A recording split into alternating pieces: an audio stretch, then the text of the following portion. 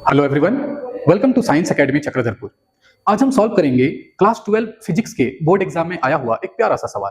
तो देखिए, ये क्वेश्चन कहता है the coulomb force F versus 1/r² graphs for two pairs of point charges Q1 and Q2 and Q2 and Q3 are shown in figure. The charge Q2 is positive and has least magnitude. Then और यहाँ कुछ options दिए हैं। पहले देखिए, आप question को समझिए कि हमारे पास यहाँ पर दो pair of point charges given है। पहला पेयर है Q1 और Q2 का और दूसरा पेयर है Q2 एंड Q3 का। अब देखिए, ये चार्जेस के पेयर के बीच में दो ग्राफ दिया हुआ है और ये ग्राफ किसके बीच में है? F एंड 1/r² के बीच में है। ये आपका पहला ग्राफ है, ये आपका दूसरा ग्राफ है। ठीक है, ये जो पहला ग्राफ बना है ये आपका Q1 और Q2 के लिए है और ये जो दूसरा ग्राफ बना है ये आपका Q2 और Q3 के लिए है। अब देखिए, क्वेश्चन में हमें करना क्या है। यहाँ पर साफ साफ बताया है कि the charge Q2 is positive. Q2 charge जो है वो पॉजिटिव है एंड हैज लीस्ट मैग्नीट्यूड, मतलब उसका वैल्यू सबसे कम है। और हमें फाइंड क्या करना है? हमें यही तो फाइंड करना है कि कौन से चार्ज का वैल्यू सबसे ज्यादा है और कौन से चार्ज का वैल्यू सबसे कम है। उसको एक प्रॉपर ऑर्डर में अरेंज करके देना है। अब देखिए, क्वेश्चन में साफ साफ बता दिया है कि Q2 का वैल्यू सबसे कम है, मतलब वो आपको सबसे लास्ट में मिलेगा। तो आप जरा यहाँ ऑप्शंस को देखिए। फर्स्ट ऑप्शन में Q1 is greater then Q2 is greater then Q3 लिखा है, तो ये ऑप्शन तो सेटिस्फाई होगा ही नहीं, क्योंकि यहाँ पर Q3 का सबसे कम मैग्नीट्यूड बता रहा है, जबकि गिवन इंफॉर्मेशन में क्या बोला है? Q2 का मैग्नीट्यूड सबसे कम है। फिर यहाँ भी देखिए Q1 को लास्ट में रखा है, ये भी कंडीशन को सेटिस्फाई नहीं करता।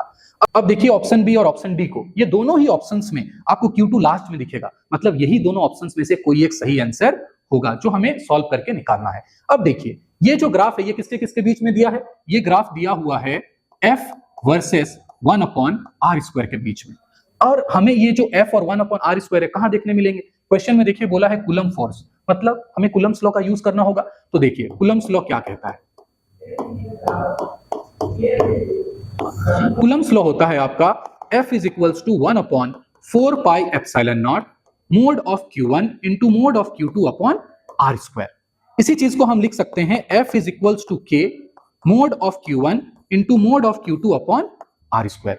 अब देखिए जरा, अगर मैं इसको कांस्टेंट मान लूं तो क्या मैं इसको ऐसे लिख सकता हूं? F is equals to constant upon r²। और अगर यहां कांस्टेंट है तो मैं इसको ऐसे लिख सकता हूं F is inversely proportional to r²।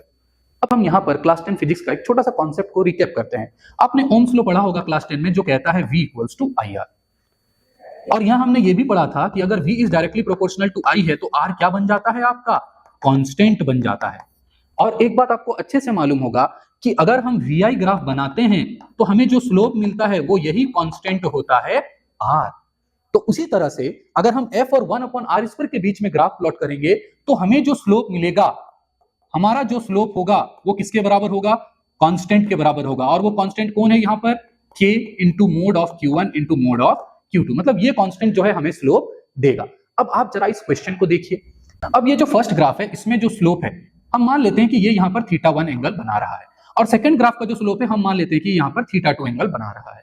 और हमें ये साफ साफ दिखाई दे रहा है कि θ2 एंगल जो है θ1 से बड़ा है। तो हम यहाँ लिखते हैं कि θ2 इज ग्रेटर देन θ1, और जिसका थीटा ज्यादा होता है उसका स्लोप भी बड़ा होता है। इसका मतलब slope 2 is greater than slope 1। अभी जस्ट मैंने बताया कि हमें स्लोप कौन देगा? ये वैल्यू देगा। तो स्लोप 2 में आपको देखने को मिलेगा यहाँ पर दो चार्जेस हैं, Q2 एंड Q3। और स्लोप 1 में आपको यहाँ देखने को मिल रहा होगा कि यहाँ दो चार्जेस हैं, Q1 एंड Q2। तो अब हम Q2 और Q3 का स्लोप लिखेंगे और Q1 एंड Q2 का स्लोप लिखेंगे। तो देखिए ये क्या बनेगा? K into mod of Q2 into mod of Q3 is greater than, क्योंकि slope 2 is greater than slope 1 है। अब इसका स्लोप लिखिए K into mod of Q1 into mod of Q2। तो अब यहाँ पर K और K एक दूसरे को कैंसिल आउट करेंगे, Q2 और Q2 एक दूसरे को कैंसिल आउट करेंगे, और हमारे पास क्या बच गया? Mode of Q3 is greater then mode of Q1। तो देखिए हमें ये पता चल गया कि Q3 सबसे बड़ा है, उसके बाद है Q1, और हमारे पास जो गिवन इंफॉर्मेशन है उसमें तो साफ साफ बताया ही गया है कि Q2 सबसे छोटा है। तो therefore Q3 is greater then Q1 is greater then Q2। ये रहा हमारा फाइनल आंसर, और सही होगा ऑप्शन नंबर डी। तो इस तरह से आप आसानी से ऐसे क्वेश्चंस को सॉल्व कर सकते हैं कि फॉलोइंग। Thank you.